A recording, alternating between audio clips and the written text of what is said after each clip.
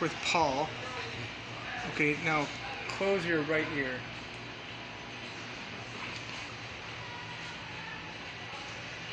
Repeat what I just said to you. Repeat what I just said to you. I actually heard it with my right ear coming. Isn't that something? It's proof. All I need. How long has it been since you can pull your hand off now, whatever. How long has it been since you my eardrum was popped and like I haven't heard anything out of the field like I just did in ages. It seems like.